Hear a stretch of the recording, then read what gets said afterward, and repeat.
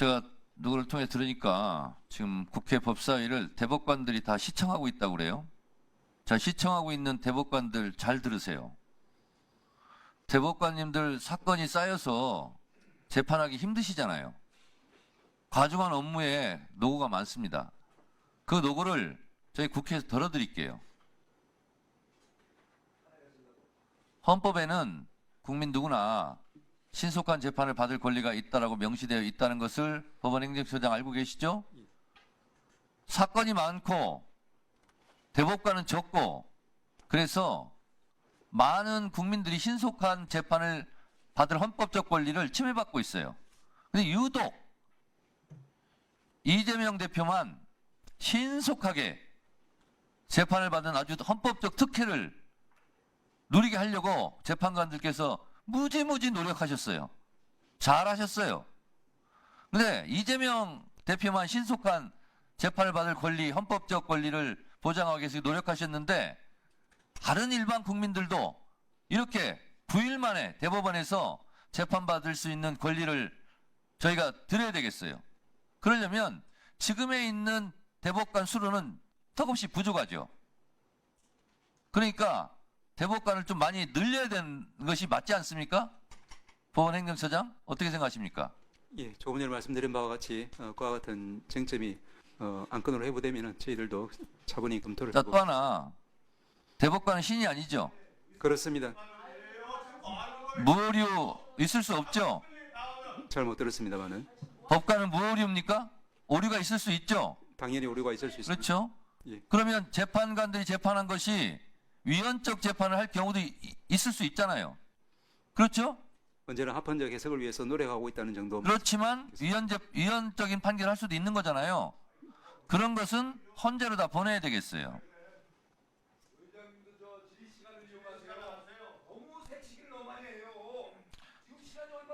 새치기 하고 있다고 하면서 새치기 하고 있는 송석준 의원의 현장의 모습을 보고 계십니다.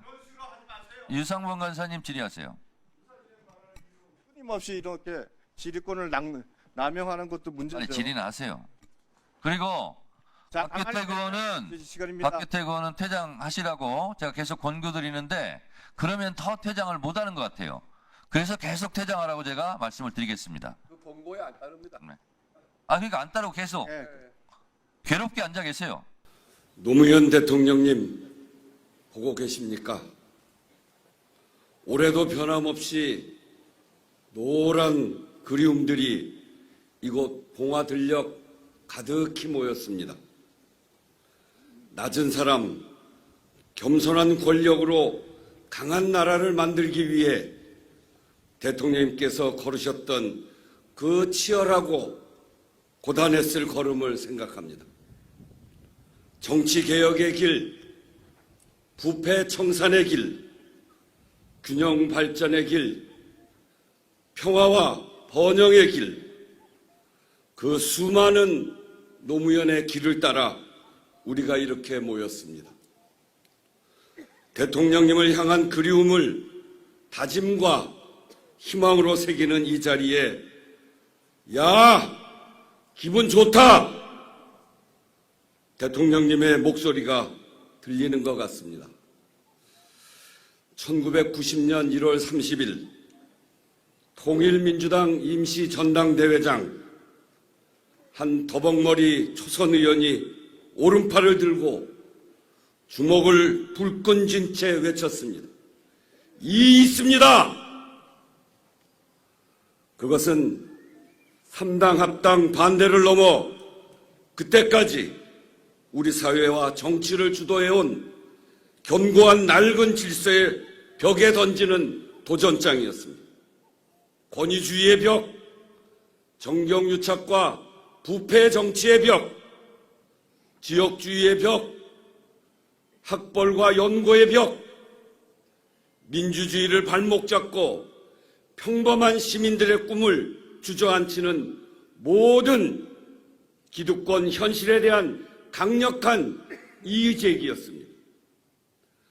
그 당당하고 떳떳한 용기가 우리를 흔들어 깨웠습니다. 정직하고 성실하게 일해도 반칙과 특권 앞에서 좌절할 수밖에 없었던, 그래서 계란으로 바위 치는 일은 시작도 말고 체념해야 했던 수많은 우리 평범한 시민들의 가슴을 다시 뛰게 했습니다. 바보 노무현의 진심이 함께 가는 길이 되었습니다. 그렇게 노무현의 도전이 나의 도전이 되고 원칙과 상식이 통하는 사회, 사람이 사람답게 사는 세상이 모두의 꿈, 시대정신이 되었습니다. 대통령이 되어서도 노무현의 도전은 멈추지 않았습니다. 인기 없는 일, 되기 어려운 일이라도 해야 할 일이라면 피하지 않았습니다. 당장의 해결은 못해도 꺼내놓기라도 해야 과제가 되고 언젠가는 해결할 수 있다고 했습니다. 역사의 진보에 대한 신념이고 지도자의 용기였습니다. 대통령님은 주권자 시민의 힘을 누구보다 깊이 신뢰한 지도자였습니다. 역사의 진보를 밀고 가는 주체는 시민이고 시민의 각성과 참여가 시대를 바꾼다는 것을 믿었습니다. 지난 12.3 비상계엄 사태에서 우리는 그것을 다시 한번 확인했습니다. 그날 밤 절박한 마음으로 담장을 넘은 것은 저만이 아니었습니다.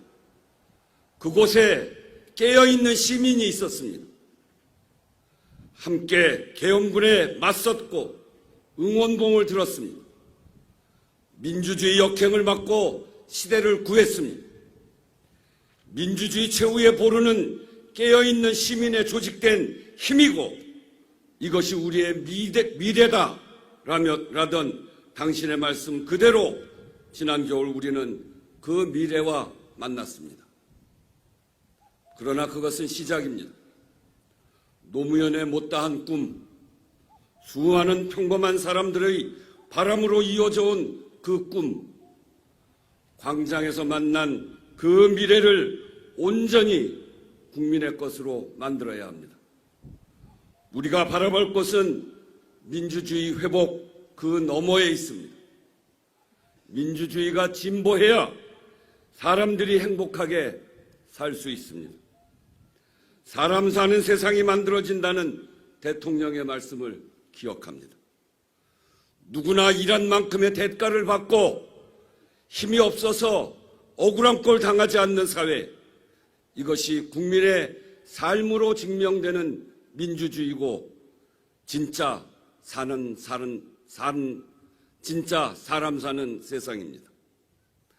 대통령께서는 민주주의의 완성은 없고 역사는 더디지만 우리가 소망하는 한 희망의 등불은 꺼지지 않는다고 말씀하셨습니다.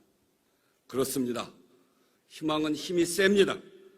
그리고 그 희망은 언제나 국민들 속에 있습니다. 이제 저희가 하겠습니다. 대통령님께서 온몸으로 맞선 기득권의 벽, 그 벽을 함께 넘어 정치가 약한 자들의 가장 강한 무기가 되는 길을 열겠습니다. 국민의 마음속에서, 국민의 삶의 현장에서 입증되어지는 민주주의를 꼭 만들겠습니다. 대통령님, 보고 싶습니다. 그립습니다. 부디 편히 쉬십시오. 권양숙 여사님, 함께 계셔 주셔서 감사합니다. 네, 전데요. 법원행정처 처장께서는 위법한 발언을 계속하고 계십니다. 그 이유를 제가 말씀드리겠습니다. 국회에서의 증언, 감정 등에 관한 법률 제2조 증인 출석 등의 의무, 국회에서의 안건심의 또는 국정감사나 국정조사와 관련하여 보고와 서류 및 해당 기관이 보유한 사진 이하 서류를 한다의 제출을 요구받거나 증인 참고인으로서 출석이나 감정의 요구를 받은 때에는 이 법에 특별한 규정이 있는 경우를 제외하고는 다른 법률에도 불구하고 누구든지 이에 따라야 한다. 지금 오늘 대법원장이 얘기했던 이 법원조직법, 국회법, 이 법인데 이 법 들이댔는데 다른 법에도 불구하고 누구든지 이에 따라야 한다. 그런데 대법관들은 예외다. 이런 조항이 지금 없습니다. 대법원장이 된 다른 법에도 불구하고 누구든지 이 법을 따라야 한다. 다시 말해서 출석해야 된다. 이런 뜻이고요. 서류 제출 관련해서는 이건 제가 여러 차례 법사위에서 얘기를 했고 좀 이따 말씀드리겠지만 헌재에서도 합헌이라고 그리고 따라야 된다고 판결한 바 있습니다. 국회 증언감정법 제4조 공무상 비밀에 관한 증언 서류 등의 제출 이랑 국회로부터 공무원 또는 공무원이었던 사람이 증언의 요구를 받거나 국가기관이 서류 등의 제출을 요구받는 경우에 증언할 사실이나 제출할 서류 등의 내용이 직무상 비밀에 속한다는 이유로 증언이나 서류 등의 제출을 거부할 수 없다. 다만 군사, 외교, 대북 관계의 국가 비밀에 관한 사항으로서 그 발표로 말미암아 국가 안위에 중대한 영향을 미칠 수 있음이 명백하다고 주무장관이 증언 등의 요구를 받은 날부터 5일 이내에 소명하는 경우에는 그러하지 아니한다. 대법원장이 지금 들이댄 헌법과 법률에 위반됐다고 제가 아까 모두에 말씀드린 이유가 다 이런 법적인 근거에 의해서 제가 드리는 말씀입니다. 지금 비밀이라고 제출하지 않은 것이 처장 예. 군사 관련입니까? 말씀드려도 되겠습니까? 군사 관련입니까? 저희들은 이제 군사 관련입니까? 군사와 관련은 군사 관련입니까? 군사 관련입니까? 그 부분으로 말씀드린 것은 아니고 군사 부분입니까? 아닙니까? 그것만 말하세요. 예, 그와 관련해서 드린 말씀은 아니라고 말씀을 자, 드리겠습니다. 군사 관련 아니죠? 이제 헌법적인 관점에서 외교 아니죠? 헌법적인 관점, 대북 아니죠? 헌법적인 관점입니다. 그러면 제가 지금 읽어드린 이 법들이 위헌이란 뜻입니까? 박성재 법무부 장관도 헌법재판소 탄핵 심판에서 국회에서 요구한 자료를 제출하지 않은 것은 불법이다. 라고 이미 헌법재판소에서 판결했어요. 대법원은 예외입니까? 모든 국민은 법 앞에 평등하다. 단 대법관들은 예외를 한다. 이렇게 헌법 조항이 돼 있습니까? 국회 증언감정법이 우리 대법관들께서 보실 때는 휴지 조각입니까?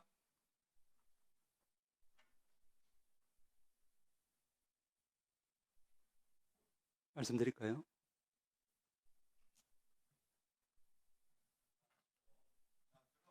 자, 법사위원장으로서 이곳에서 의사진행을 하는 것도 다 국회법에 따라서 하는 겁니다. 그리고 국회에서 자료 제출 요구를 할 때는 이 증언감정법 자료 제출 등의 법적인 조항에 따라서 다 제출 요구하는 겁니다. 대법관은 공무원 아닙니까? 국가기관 아닙니까? 초헌법적 기관입니까? 제가 이 대법원장이 이런 그 법적인 걸 쭉 듣길래 제가 기가 막혔어요. 언젠가 지금 얘기하려고 그랬는데 지금 얘기하니까 그런 법들에 의해서 위법함에도 불구하고 대법관인 천대법원 행정처장께서 버젓이 제가 지금 읽어드린 증언감정법을 위반하고 있는 발언을 계속하고 계시는 거예요. 박성재 법무부 장관도 저희가 자료 제출을 응하지 않아서 그 부분까지 탄핵 심판을 받았는데 위법하다고. 그 부분은 잘못됐다고 이미 판정했습니다. 이 부분도 헌법재판소 가면 대법관들이 잘못했다. 이렇게 판결 날 것이 100%예요.